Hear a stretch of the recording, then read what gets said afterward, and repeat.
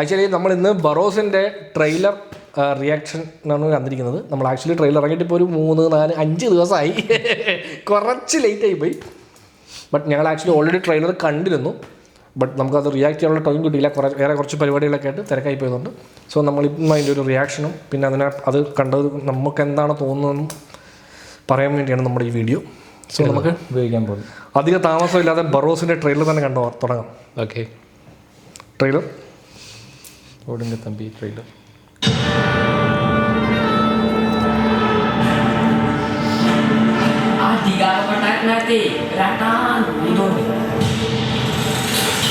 ഞാൻ ബറോസ്, നൂറ്റാണ്ടുകളായി നിധി കാക്കുന്ന ഭൂതം.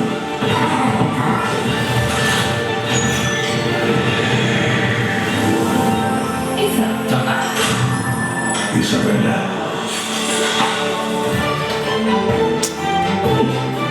ബർഗറാണ് എടുത്തത്. എല്ലാവരും പുറത്തു വരുമല്ലോ.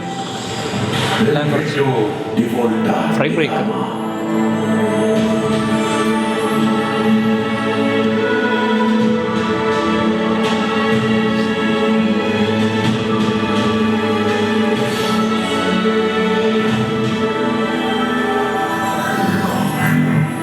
മറ്റൊരാളെ ഓർത്ത് തൂകുന്ന കണ്ണുനീരിലും മഹത്തായ ഒരു നിധി ഈ ലോകത്തിന്റെ മോളെ.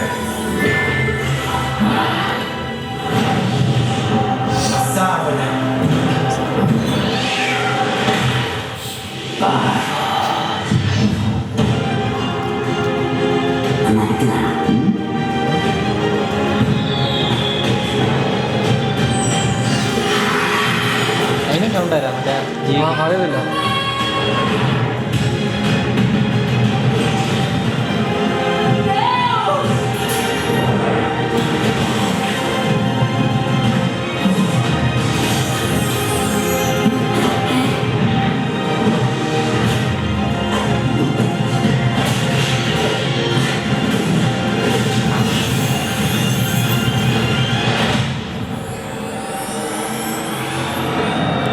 അത് ചത്തിരിക്കാണ് അവസാനല്ലേ. ട്രെയിലർ കണ്ടിട്ട് എന്ത് തോന്നുന്നു? മിക്സ്ഡ് ഫീലിംഗ് ആണ്.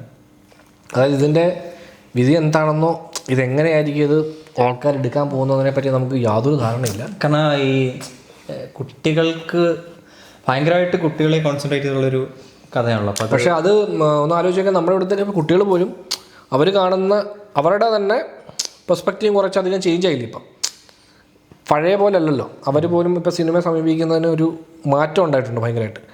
പിന്നൊരു എനിക്ക് ഭയങ്കര ഇതായിട്ട് തോന്നിയത് മീൻസ് മോഹൻലാലല്ല, നമുക്ക് വേറെ ഒരാളെയും നമുക്ക് പരിചയമില്ലാത്ത ഒരു ഇതാണ്. അപ്പോൾ അതുകൊണ്ട് തന്നെ നമുക്കിത് സിനിമ ഇവർ നന്നായിട്ട് പെർഫോം ചെയ്ത് ഈ സ്റ്റോറിയൊക്കെ അത്ര ഇൻട്രസ്റ്റിംഗ് ആണെങ്കിൽ നമ്മളിത് കുറച്ചുകൂടെ ഡീപ്പായിട്ട് ഇതിലേക്ക് എന്തായാലും കണ്ട് ശീലിച്ചൊരു സാധനം പോലെ തോന്നുന്നില്ല. ഇല്ലില്ല, എന്തോ വേറൊരു സംഭവമാണെന്ന് തോന്നുന്നുണ്ട്. അതാണ് ഇതിൻ്റെ ഏറ്റവും വലിയ ഹൈലൈറ്റ്. പിന്നെ ഈ പറയുന്ന പോലെ ലാലനെ അല്ലാതെ വേറൊരാളെ പരിചയത്തിൻ്റെ ഒരു കുറവുണ്ട്. പിന്നെ എല്ലാവരും കുട്ടികൾക്ക് വേണ്ടി ആയതുകൊണ്ട് ഇതെങ്ങനെയാണ് അവർ അപ്രോച്ച് ചെയ്തേക്കുന്നത് പറയാൻ പറ്റില്ല. അതെ, പിന്നെ ഈ ട്രെയിലറിൽ ഇവർ ഈ സ്കോപ്പിന് വെളിയിലേക്ക് വരുന്ന അതിനെയാണ് വെർച്വൽ 3D അവർ ഇപ്പം മെൻഷൻ ചെയ്തേക്കുന്നത്.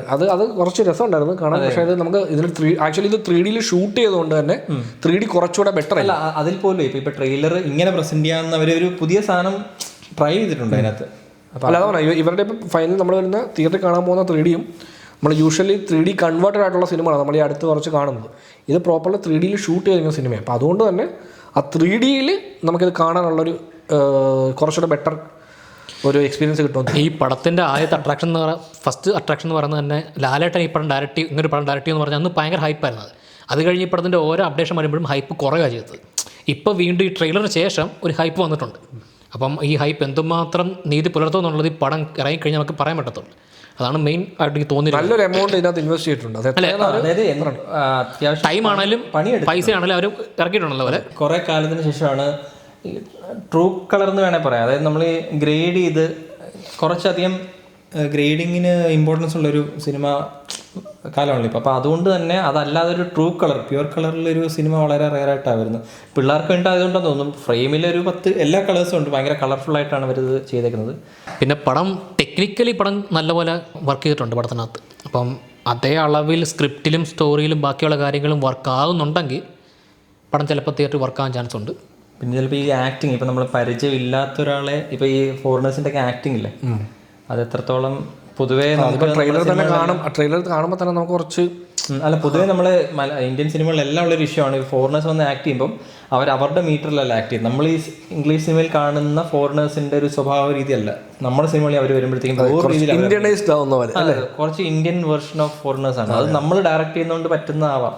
അപ്പം ഇങ്ങനെ പറയൂ, ഇങ്ങനെ ഡയലോഗ്, അപ്പം അവരുടെ നേറ്റീവ് ലാംഗ്വേജിൽ ഒരു ഡയലോഗ് പറയുമ്പോൾ പോലും അത് അങ്ങനല്ലല്ലോ അത് പറയേണ്ടതെന്ന് ഫീൽ ചെയ്യും. അപ്പോൾ അത് അങ്ങനത്തെ കുറച്ച് സംഭവങ്ങളും പിന്നെ ഒരു ഇച്ചിരി പൊടിക്കൊരു നാടകീയ ഫീലുണ്ട്. ഒരു സെറ്റിട്ട് നാടകം കാണുന്ന ഒരു ഫീലുണ്ട്.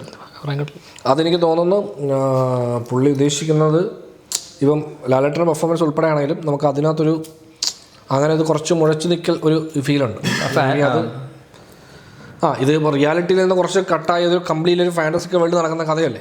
സോ അപ്പോൾ അതിൽ ആ മീറ്ററിലായിരിക്കും അതിൻ്റെ എന്നുള്ള രീതിയിൽ എടുക്കാം എന്നാണ് എനിക്ക് തോന്നുന്നത്. പിന്നെ ഇത് എത്രത്തോളം ശതമാനം ഇനീഷ്യൽ ഷൂട്ടിൻ്റെ എന്തൊക്കെ യൂസ് ചെയ്തിട്ടുണ്ടെന്ന് അറിയാൻ പറ്റില്ല. പലരും രണ്ടാമത് വന്ന അല്ല ഈ കുട്ടിയൊക്കെ ആക്ച്വലി റീപ്ലേസ് ചെയ്താൽ പാസ് ലേഖ എന്ന് പറഞ്ഞ ആക്ട്രസ് ഒക്കെ ഉണ്ടെന്ന് പറഞ്ഞിട്ട് ട്രെയിലറിൽ അവരാരും ഇല്ല. അപ്പോൾ അവരൊക്കെ പിന്നെ പോയി കാണും. അത് മറ്റേ കുറച്ച് ഫേമസ് സ്പാനിഷ് ആക്ട്രസ് അങ്ങനെ കുറെ ആൾക്കാരെ മാറ്റി. അതായത് ആ ഒരു ഗ്യാപ്പ് വന്നപ്പോൾ ക്യാരക്ടർ ഉൾപ്പെടെ മാറിയല്ലോ. മെയിൻ ക്യാരക്ടർ മാറിയത് നേരത്തെ അത് പൃഥ്വി ഉണ്ടായിരുന്നല്ലോ. അപ്പോൾ മറ്റേ ആ ഗ്യാപ്പ് വന്നപ്പോൾ പൃഥ്വിന്റെ ക്യാരക്ടറെ മാറ്റി വേറെ ആളെ ഒരു പ്ലേസ് ചെയ്തായിരുന്നു. അത് ഇനീഷ്യൽ ഷൂട്ടിൽ നിന്ന് മാറി. ഒരു ചെറിയ സാധനം എടുത്തായിരുന്നു. ആദ്യത്തെ ഷെഡ്യൂളിൽ കുറച്ചൊക്കെ ഷൂട്ട് ചെയ്തിട്ടുണ്ടായിരുന്നു. അത് കഴിഞ്ഞ് പിന്നെ മാറ്റിയതാണ് പിന്നെ. അപ്പോൾ അങ്ങനെ ഇനി അത് പോളിഷിങ് ഉണ്ടെന്ന് തോന്നുന്നല്ലേ. അത് ഡിസംബർ 25 അല്ലേ? 25 കാണണം. ഫസ്റ്റ് ഡേ തന്നെ കാണും. അതെ, 3D ഫിലിം അല്ലേ. അപ്പം നമ്മളത് ഉറപ്പായിട്ടും ആദ്യത്തെ ദിവസം തന്നെ കണ്ടു നോക്കുന്നു. പിള്ളേരാണ് ഇതിൻ്റെ ഓഡിയൻസ്. അപ്പം ഡിസംബർ അവധിക്ക് പിള്ളേരെ അത് ടാർഗറ്റ് ചെയ്താണ് അവർ ഇതിൻ്റെ റിലീസ് തന്നെ തീരുമാനിച്ചിരിക്കുന്നത്. സോ നല്ലൊരു തിയേറ്റർ എക്സ്പീരിയൻസ് തരുമെന്ന് പ്രതീക്ഷിക്കുന്നു. കുട്ടിച്ചാത്തന് ശേഷം ആ ഒരു ലൈൻ ഓഫ് ഫുള്ളി പിള്ളേരെ ഫോക്കസ് ചെയ്ത് ഭയങ്കര റെയറാണ് അങ്ങനത്തെ സിനിമകൾ. അതെ. അപ്പോൾ ഏതായാലും ക്രിസ്മസിന് പടം റിലീസാണ്. നമുക്ക് സിനിമ കണ്ടിട്ട് ഒരു റിവ്യൂ ഇടാം.